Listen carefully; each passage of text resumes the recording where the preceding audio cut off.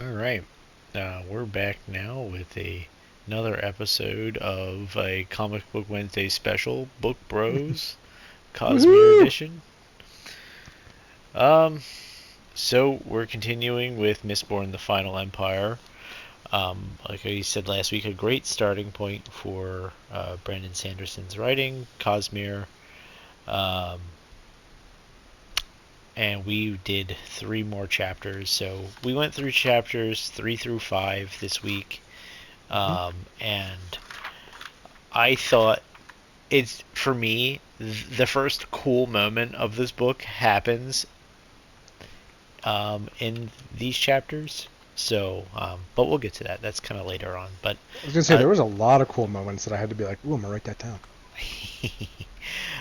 well, I guess give me your general thoughts because I'm curious Okay. because again, this is your first read through of this.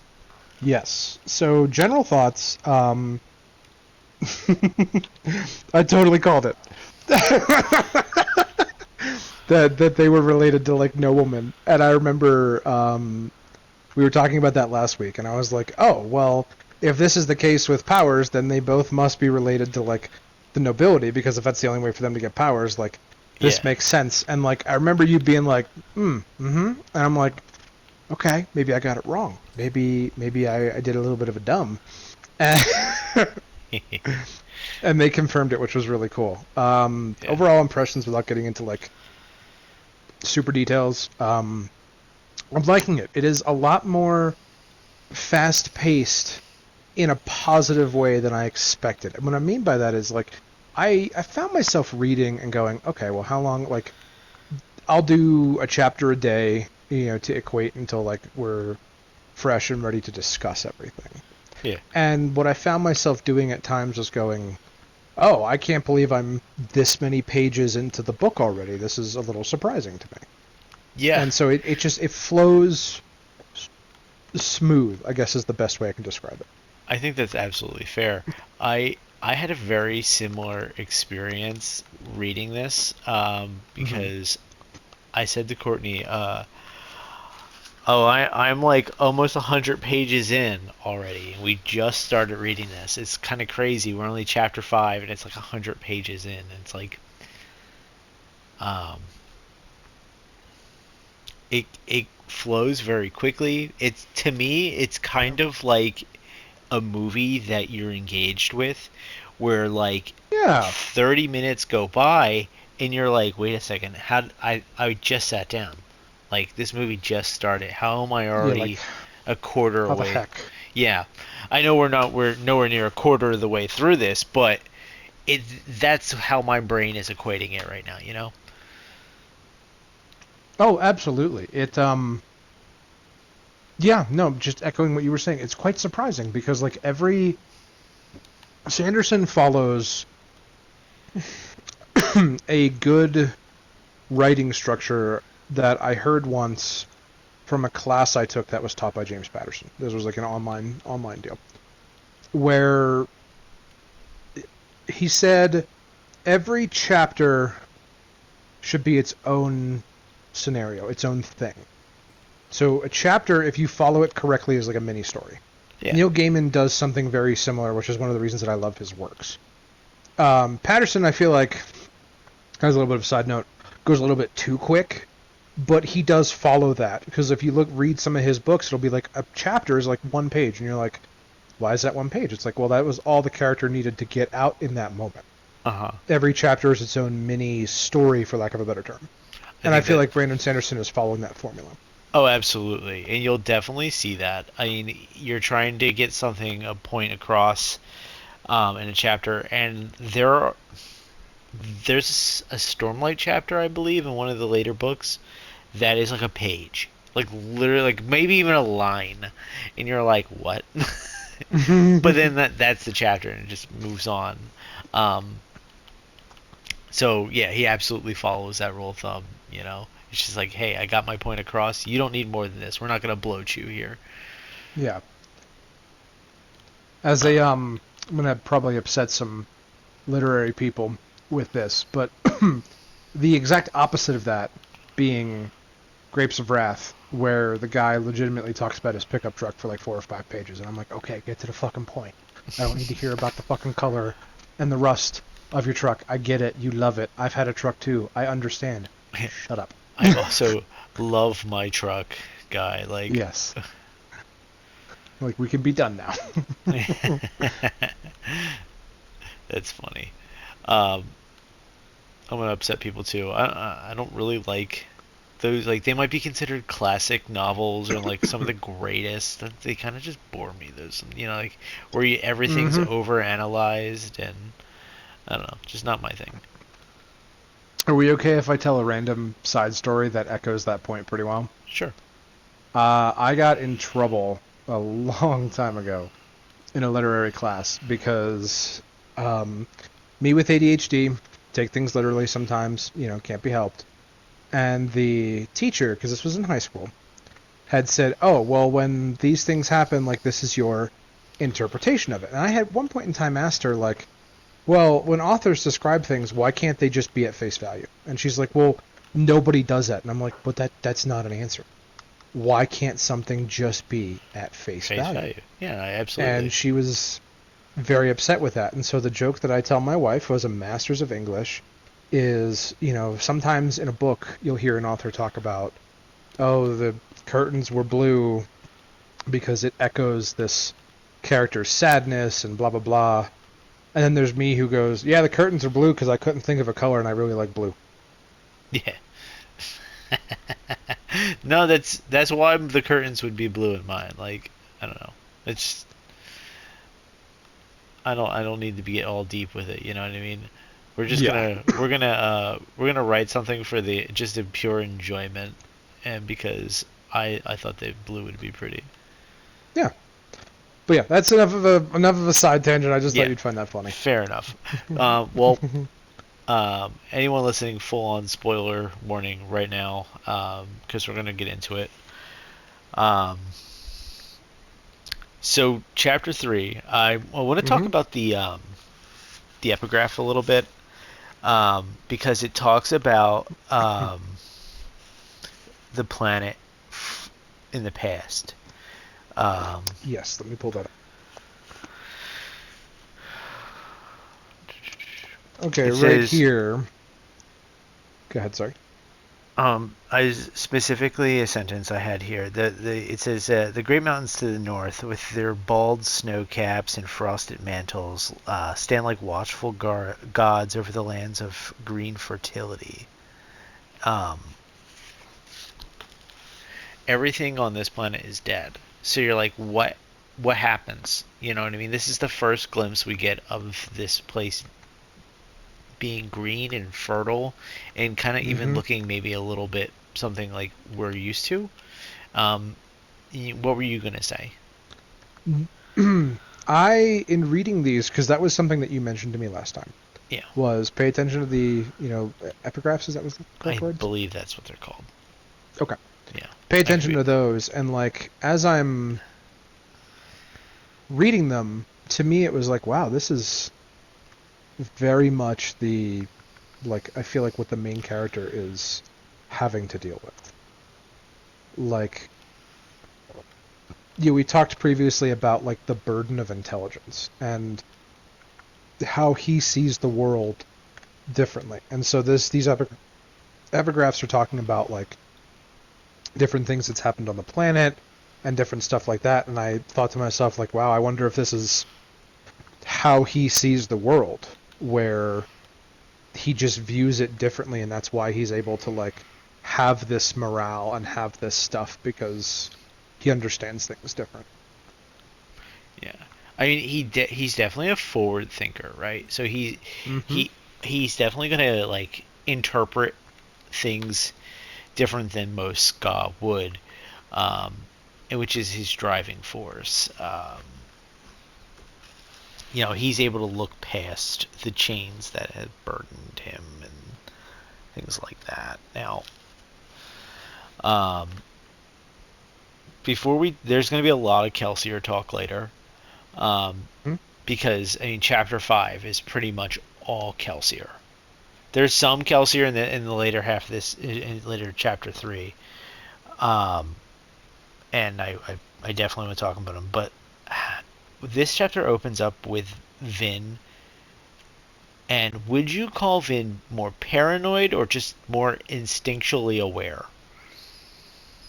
Whew. That's kind of a loaded question because, like, to the outside, you could make the argument that she's paranoid, but I would say that she's conditioned to be instinctually aware. Yeah. And like that does come across as paranoia, but like for me, I see her a little bit differently, as we kind of talked about last time. Yeah. No, I agree. I think that me personally, I see her as just someone with good instincts. I mean, yeah, there is a level of paranoia there, but like I think it's more just like instinctual things that her brother th- kind of abused into her, if that's a good way to put it. Yeah, no, that's absolutely a great way to put it. And like one of the notes that I have kind of adds to that, where I wrote that I get the suspicion that Canon sold Vin or something. There's so much trauma to unpack here. And using her as the main character in this chapter to point out issues was a good style choice. Oh, I like that. I like that. It's absolutely a great style choice. I kind of see Vin in this chapter as like a character in conflict with herself because Mm-hmm. um, she wants to leave. She doesn't want to be with the crew anymore. But I don't believe she has the confidence to do it on her own, and Yeah. that is her downfall here. Because if she just gets up, grabs her stuff, and goes, and doesn't grab Eulif, then she leaves. I mean, we probably don't have a story. In fact, she might even die because of that. But um, that's how I see this going. You know, it's like if she has just even a bit of confidence in herself, she's fine.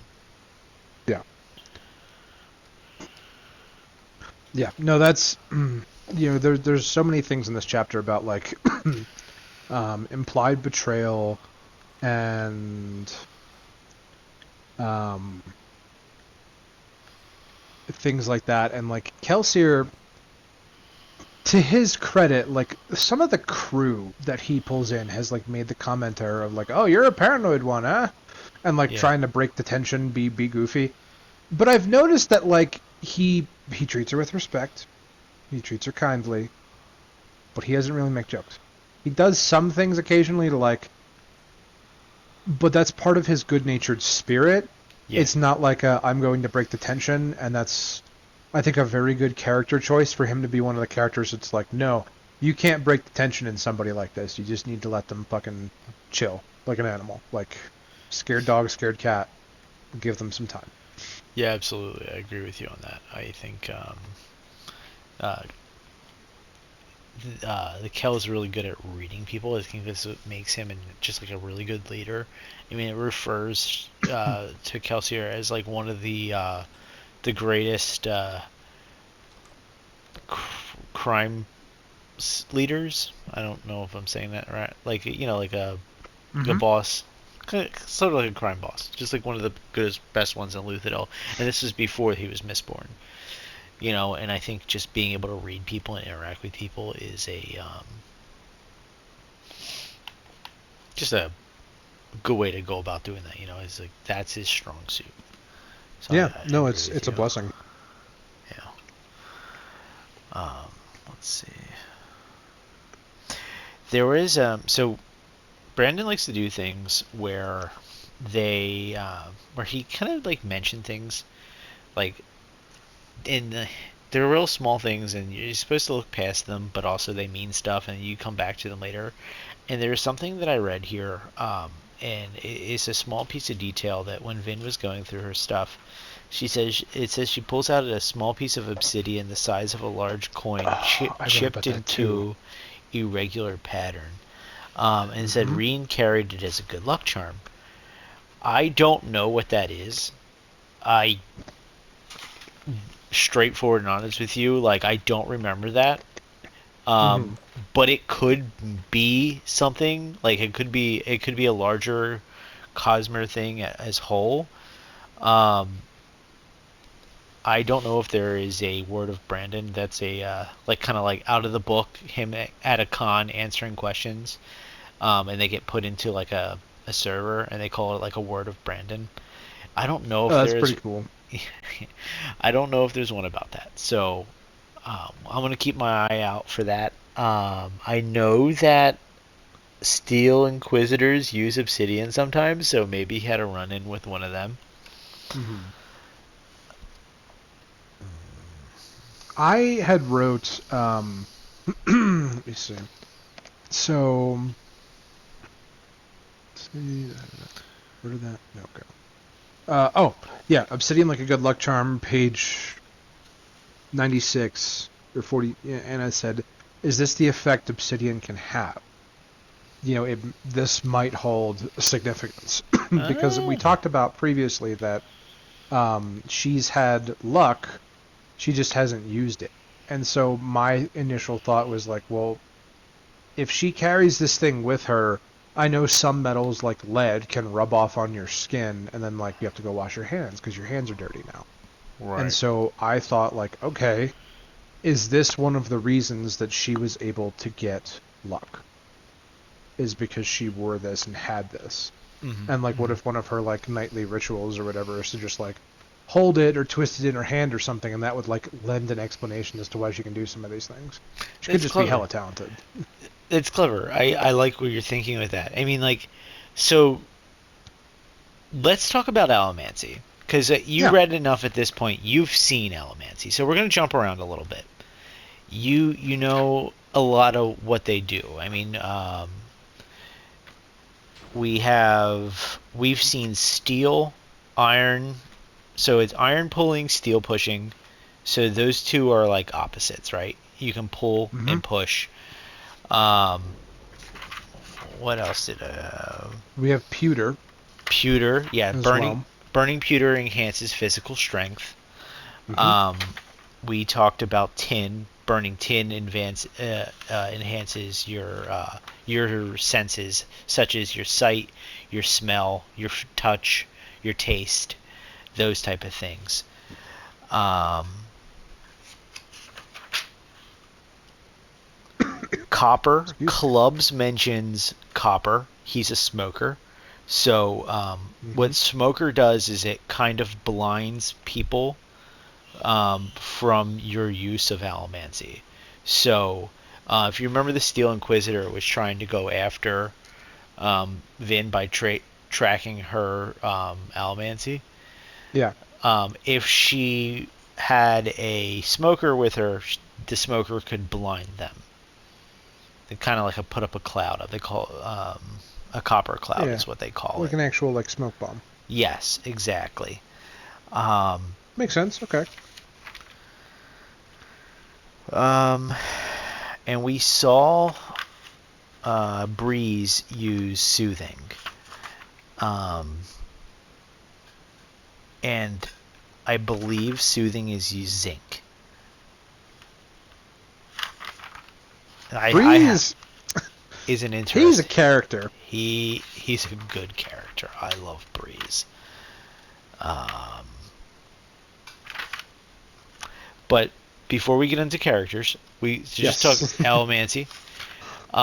So in order to use Allomancy, you need to burn the metal in your stomach. Like a So furnace. like a furnace. So Vin has been using she's been using zinc. She's been soothing people's emotions. That's her luck. She just didn't have a word for it. Yeah. So when she's doing that, so one of the theories, at least that I have, is that it's coming through her food or her water. Oh, that Now, makes a lot of sense if you think of it. Okay. I like your theory about the obsidian, like holding it or having it in your hands. I mean, like it could be on her hands, and they live in slums. They're not wealthy. They probably don't wash their hands all that much. Hmm. So it could be coming off that into her food. You know, anywhere she's getting trace touches of metal, um, is where we could see it. So that's it's pretty clever that you thought of that because that's outside the box. You know what? And I had the feeling if you were to be like, "Oh, Brandon, like da da da da, this happened," and Brandon be like, "You know what? I didn't think of that. That absolutely could be it." Yeah, you know, like That'd be pretty cool. yeah, absolutely. I've seen him do stuff like that before. I where he's like, "You know what? Yeah, I like that." um, Sometimes you just gotta roll with it, and like I feel like again to add to his like ability as an author, that's just a nice thing to be like, you know what, this adds to the canon now. This makes more sense, yeah, and the ability to like roll with stuff like that is I think is a fantastic thing. yeah. He at one point when he was developing Almancy, he wanted to use lead, but he didn't think about the idea that like lead is poisonous to ingest, and he's like, "Oh, it doesn't matter. It's gonna get burned away. It's not a big deal." But then he thought like, "Oh wait, I can't be telling people in a like a young adult fantasy to ingest lead. Like it's not a good idea. So people might actually try to do it, as dumb as that is." Yeah, like no, that's the thinking carefully thing because like I I had oh God, we'll get to it later. I'm just excited. I had a theory about one of the other metals, and just remind me later poisonous metal, and I'll be able to jump up back to that point. Okay, sounds good. Um,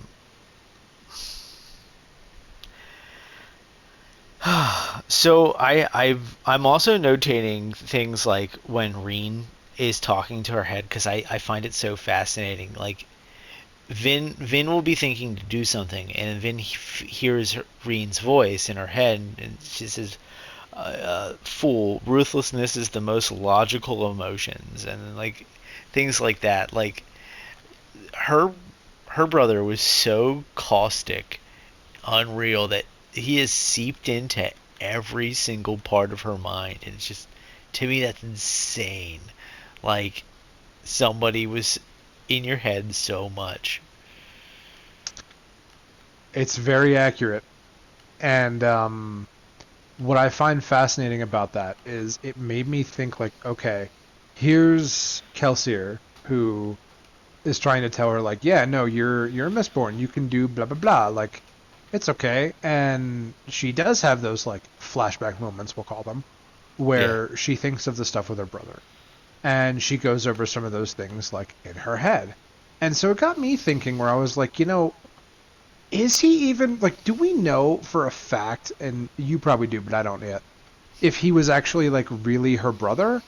Because that kind of resentment, like unless you're an evil prick, which he very well could be, that kind of resentment to me makes me think of moments when someone is like, wow, I am upset that you exist because of ABC reason. And so I have to wonder if like maybe he was her half brother and he knew about her lineage and he resented her for it. That's that's a good point. And I don't know. And I don't remember. This is like a second time going through. I don't know their exact if they were full or half siblings. That's a very good possibility. Yeah. It just made me think of that because it's like, okay, yeah, there is a possibility that he could just be like a real bad dude, I or there could be a reason that he hated her. he's a total fuck. Like excuse my Oh yeah, language, but um, reason or not, you know, like oh yeah, total fuck. yeah. Um, but you know who's not a fuck? Ooh, My man Kelsier. my man Kelsier. My guy. He said, "Wait, it sounds like some fat man is choking the hell out of my girl Vin. I'm gonna break this door down." Yep, And gonna get him.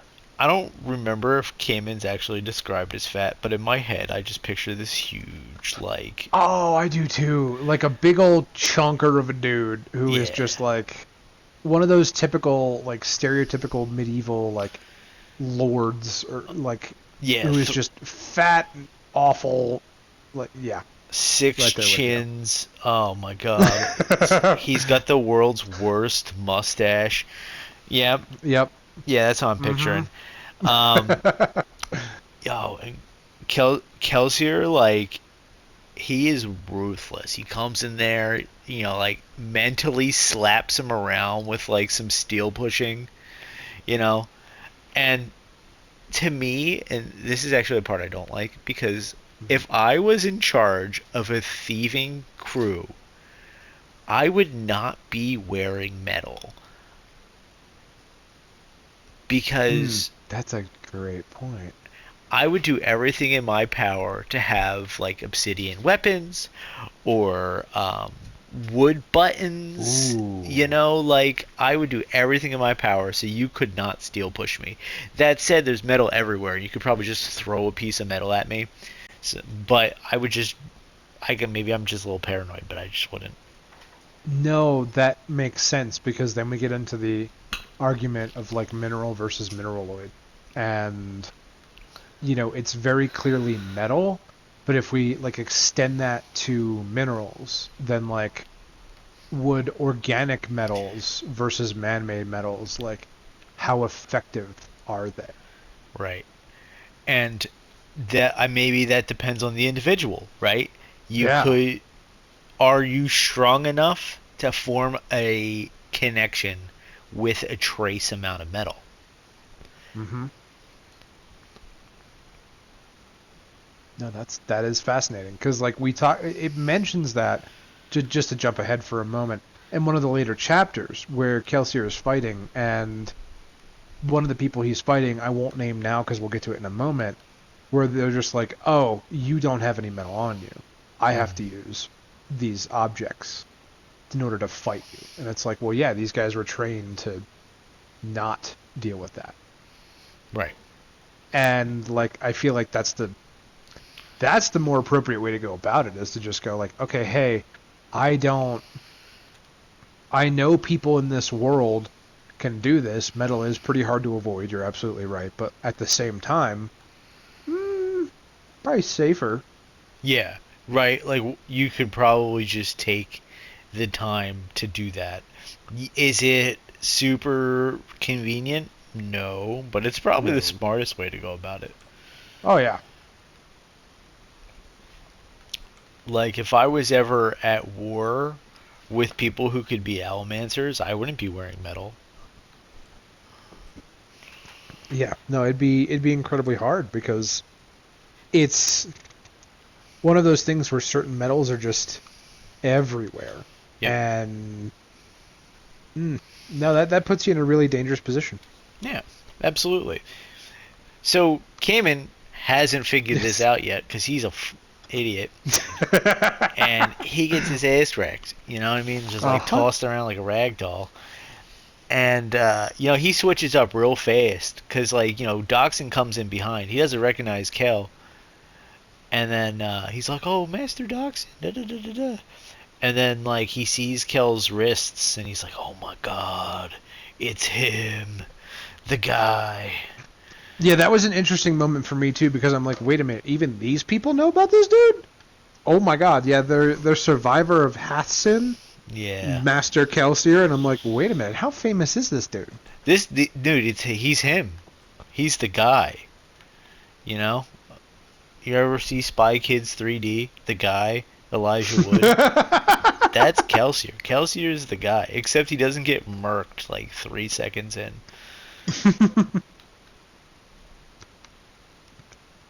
Yeah, and after hearing his reasoning for doing what he's doing, I'm like, all right, I respect that. Yeah. Yeah. One of the other notes that I have is Vin, aside from being cautious, like to go back to her character for a moment, she she's got some fucking talent. She picks up on things really, really quickly, and it's impressive. Yeah. Because the whole scene with her being asked like, "Oh, can you get me that bottle of wine?" And then she like pretty much like within that like the first time she noticed it, like the first time he had to explain it, and she kind of asked about it. And then the second time when he was like, "Well, since you're already up," Yeah. and she did it again where she was like, "Well, wait a minute, no, am I having this idea or is this something that you just thought of?" And like to me, I feel like that's impressive for you to notice that after only experiencing it once. Right.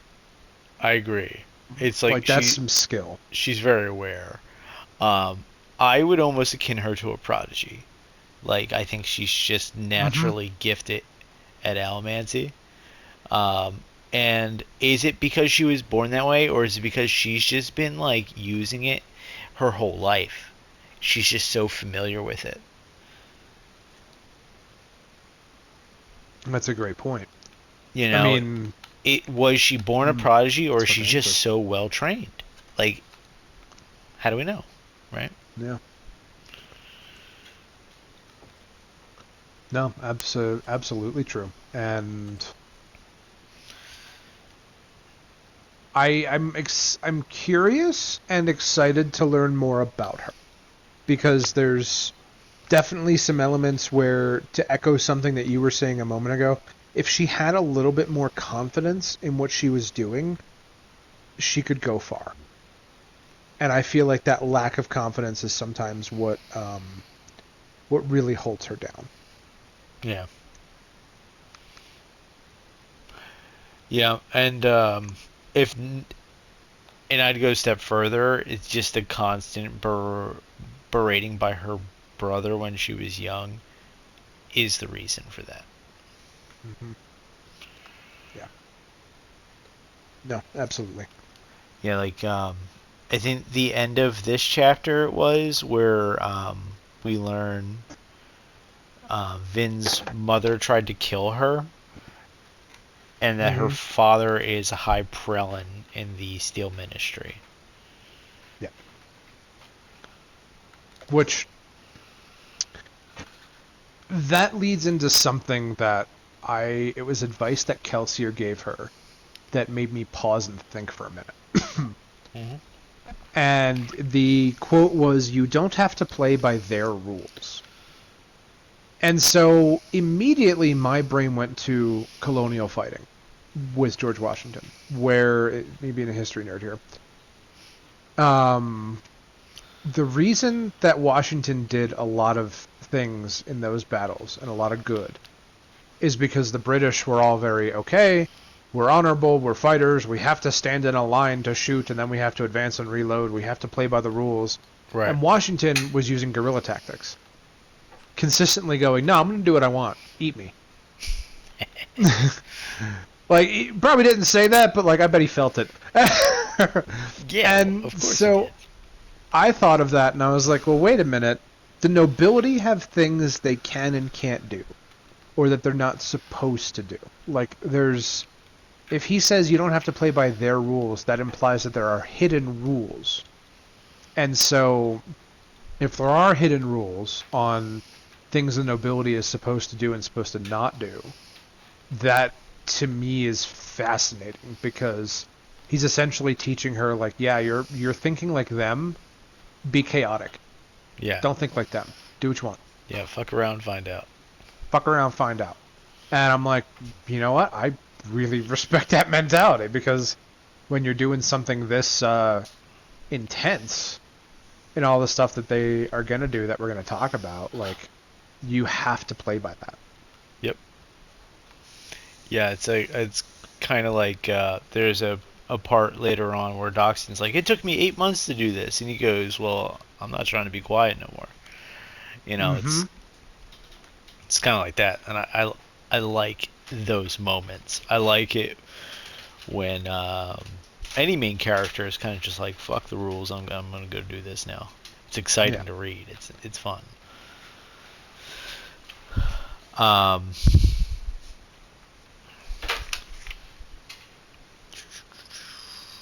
oh yeah, okay. The one last thing from chapter 3 I wanted to talk about. The Sure. chance for Almancy in a ska is 1 in 10,000 mixed breed ska. So it's already illegal for them to breed noblemen in Ska. Um, Hmm. so, but the chances, if it happens, is 1 in 10,000. That's kind of crazy. That is insane to think about. Yeah. 1 in 10,000. Makes me wonder if there's a way to like everything is metal based. Okay, that's what I'm taking away from this. Where I'm like everything is metal based. Everything has like a key or a thing to it. Yeah. And if that's the case and everything is metal based, everything has a key, there must be some way to like enhance that probability. And I don't know if I'll get an answer to that, but like that's just what I'm thinking is I wonder if someone could do something to enhance that. Yeah. I mean, that's also like I think it's Kelsier telling Vin this, or Kelsier's talking about it, I believe. Um,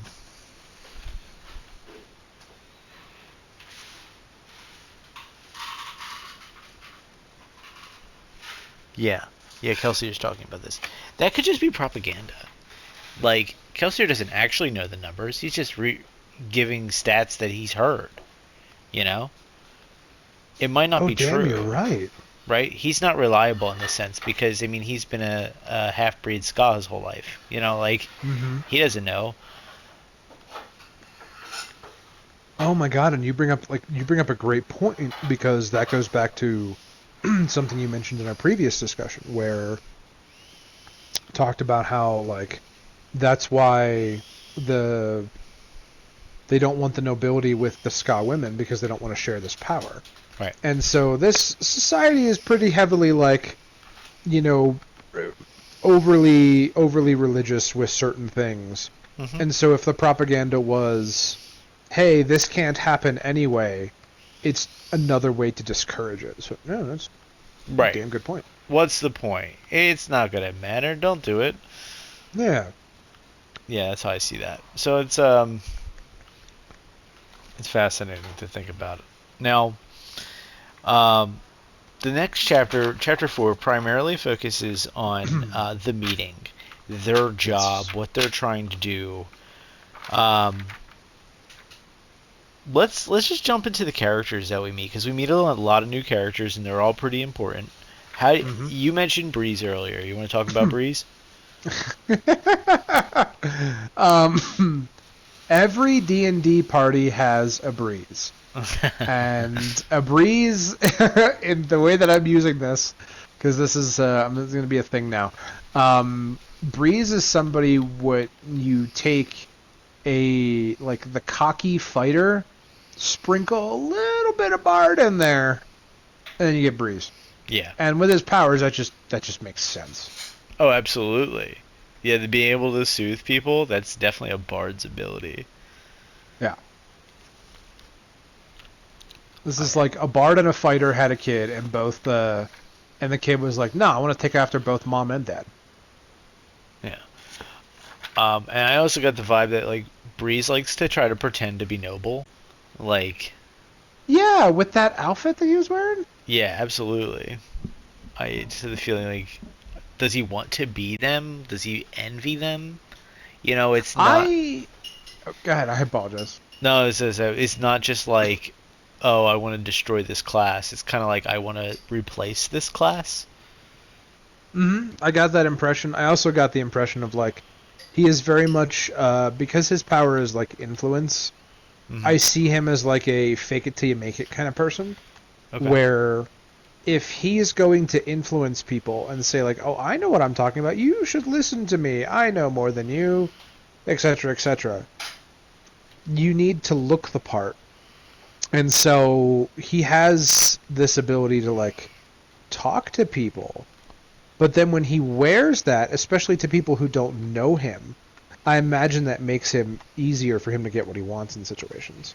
Oh, Because they see absolutely. that and they go, "Oh, you're nobility. Okay, you have powers. You talk like this. You're nobility. Like we have to listen to you."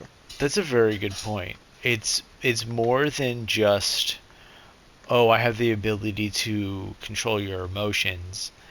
It's, I look the part. You might believe me either way. Um, Hmm. and that's kind of, I think, what Clubs' point was. Because Kelsier is like, well, he wouldn't have it. He couldn't do anything to you anyway. You're a smoker. And he goes, well, people like that, you got to be careful either way. Copper or no copper. Yeah. Clubs, I think, is one of the most intelligent people in the crew to like jump around a little bit because I Yeah, really respected the moment when he was like, they were like, okay, you don't have a smoker. Why is he not here? And Kelsey was like, don't worry about it. Like, he comes, he comes. He doesn't, he doesn't. It's okay. It's not a big deal. he comes But back. the reason he comes back, and the reason that he comes back is because he wants to make sure that his ideas are his own. And I'm like, well, damn, like I respect that. Like if I knew somebody was in the group who could like make me believe and think whatever they wanted, I would not want to spend a lot of time around them, especially when I'm trying to make a very difficult decision. Oh, agreed. And then on top of that, like, I think that um, Clubs is just an overall good person Yeah, I didn't get because, any bad vibes. well, he's like, I'm gonna do this for free. I think he says he's doing it for free because I wrote here, Clubs wants in, but not for the money. It's for the reason. Like, he believes in the cause. You know, Yeah, for the um, principle of the thing. right, which is I respect. Um, I personally really like the character Ham. I don't think Ham really does all that much yet. He's kind of just like, oh, I'm muscular, But like, I feel like he has a lot of heart, and Yeah, I very like that. paladin energy. Yes, oh, absolutely. That's a very good way to put it. And I like playing as paladins. So, Same. It's that Hufflepuff in us. That's what that is. hell yeah. But yeah, no, I feel the same way. Like I definitely got this very like not even like a himbo energy kind of thing, but more of like a, oh, we're gonna do this. All right, yeah, let's do it. Why Let, not? What's stopping us? yeah, let's do this thing. Like, I got that too. Um, Yeadon. Now, not an official crew member, but kind of hiring the crew. Hmm. How do you feel about Yeadon? That was fascinating because like for one, it shows an aspect of the ska that we haven't seen yet, where there are people who are willing to rebel. There are people who are willing to be like, no, this is not okay. Yeah. This slavery nonsense, this treating us like crap, like no, this is bullshit. Yep. And I like that, but I also see that he echoes something that I had wrote from one of the first characters we met in the beginning chapters, where it was that quote. I'm paraphrasing now. Um, Hmm. New ideas are hard when they're a hard pill to swallow when you're older, or something like that. However, that quote was worded. Yeah, yeah. It's like, I get what you're saying. Yeah, it was Old Man Maris or something who made that quote. Yeah, and so I saw that as very much like a, okay, this is a him kind of thing where like he wants to do this, he wants to have this happen, Yeah. but it's just hard, and he has morals, which like that was kind of conflicting because he even made the comment of like, well, I want this to happen, but I don't want to be around a bunch of thieves, and everyone's like, ah ha ha, whatever, kind of like laughing him off a little bit, trying to get him to like be loose, but he was very uncomfortable by it, and so that to me is like one of those. I get the impression of him as like a, this is the ska's problem. This is going to be our way to fix it with our way of life. Like you set the standard from the top. You don't start at the bottom. Mm. And so he might think, okay, if this is supposed to succeed, we have to have a noble reason, not because a bunch of thieves are like, yeah, no, let's do it because we want to. Right. I agree. Oh. It reminds me of a a quote from a journal in World War II where they were streaming. Germans saw on the beaches of Normandy like these Americans coming, and in the American journals, like in some of the primary sources that you could find, it talks about how these soldiers were like, "Oh my God, look at all these Germans! Like, is God on our side?" And one of my history professors made the analogy of like the Germans watching the Americans storm the beach probably thought the same thing. Yeah. And so that made me think of him of like he wants to do this for the right reasons, but all of his people, and I think that's why he got so sour when Kelsier was like, "Hey, we'll help you, but you have to face the facts that like your rebellion hasn't worked, and this is why it hasn't worked." And he got like a little huffy and puffy at that, but the reasoning wasn't wrong. No, absolutely, it wasn't wrong. And I think Gideon's a bit proud, unwilling Yes. to accept the fact that a Excuse me. thieving crew is, you know, um, able to tell him how to do his job. Mm-hmm. Yep. You know, kind of always looks. He's like, oh, us Ska are proud people. Like, we're better than you because we're not stealing and making it harder for other Ska. And I kind of see like almost like a victim blaming mentality there. Like, it's Either that or not, survivor's guilt.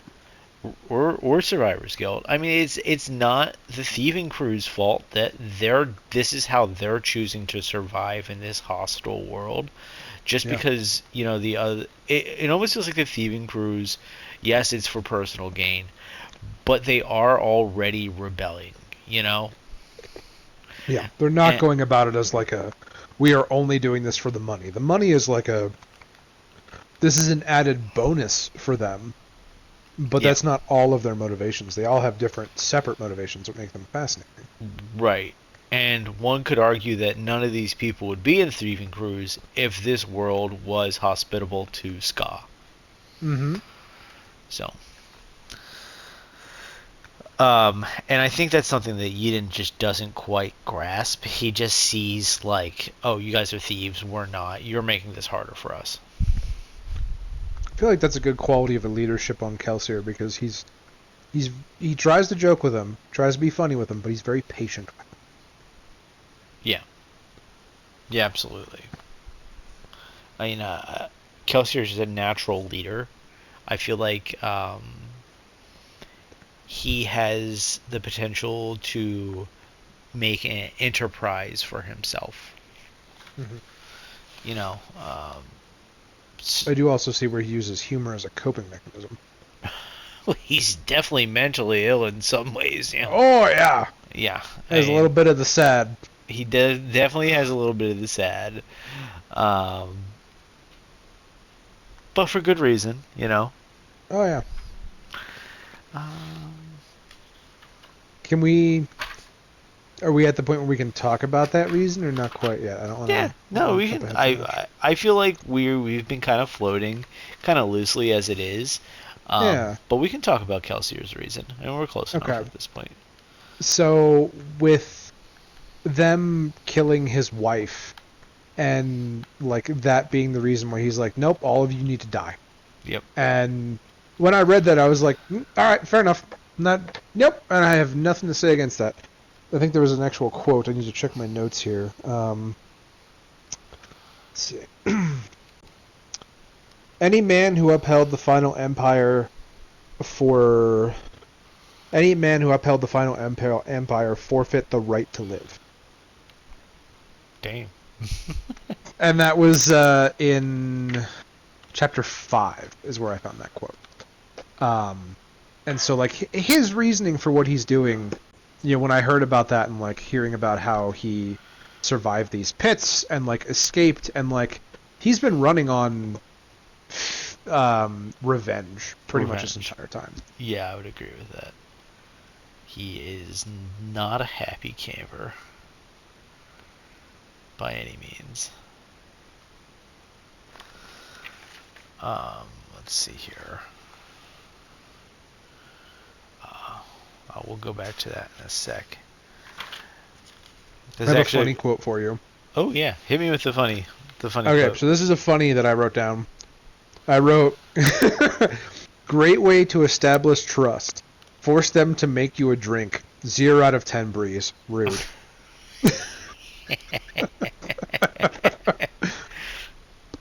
Oh god, love Breeze, so great.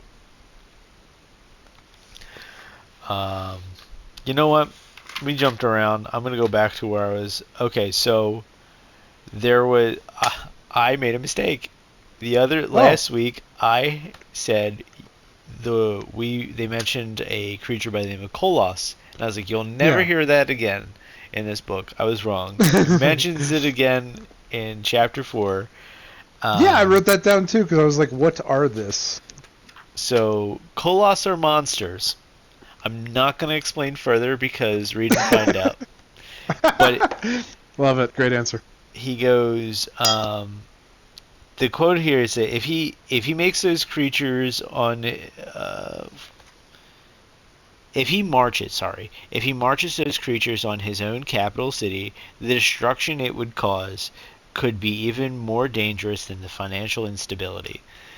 Um, so I like to kind of equate that in my head to the nuclear deterrent. Like, we're going to cause you to do all this, but they might nuke us. Oh, but they can't, because that We had would the same thought. that would kind of mess up everything. You know Yeah. what I mean? No, absolutely. And like that was what I thought too when I read this was, okay, if everything in this world is powered by metal, like we've already seen the Steel Enforcers and their let's call them goggles for for lack of a better term, just to be funny. Yeah. Um, are these creatures powered by some kind of radioactive mineral or radioactive metal? Like, or just not even radioactive, but just something that creates such a high explosive that Mm-hmm. someone has to go, oh shit, I want none of this. I want no part of these things. No, Like they no must part be of these. volatile. Right. And I actually can't wait for you to see these things because they're fucking crazy.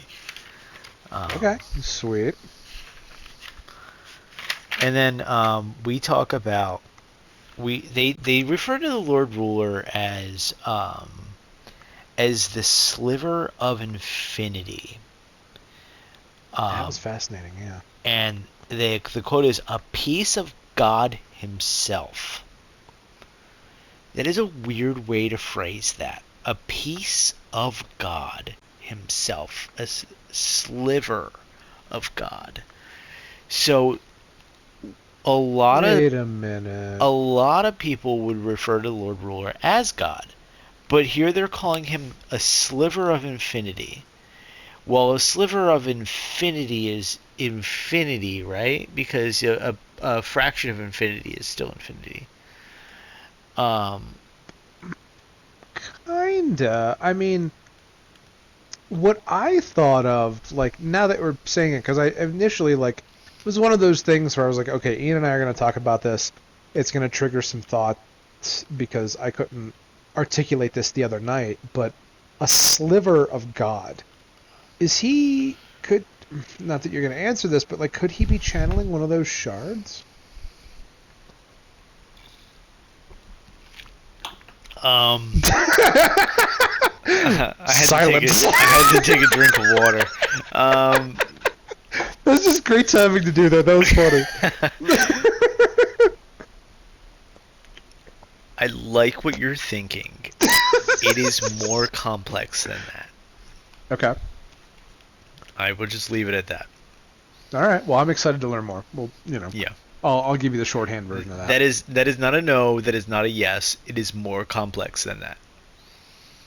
But you are like on the right path, which is good on you. But that's my fault for like being a nerd and talking about this shit with you before you started reading. damn it, Shane, you listen to what I'm talking about? How dare you? Yeah, it's almost like you're my friend or something. Holy Yeah, crap. being a good friend. Um, but yeah, no, good catch. We're doing it again. We are coming up on 5 minute mark. Oh, Uh, jeez. um, so we're gonna have to kind of break this up again. So I apologize for everybody on the YouTube side of things because I'm gonna make a second video. Sweet. All right, just give me a sec here. Yeah.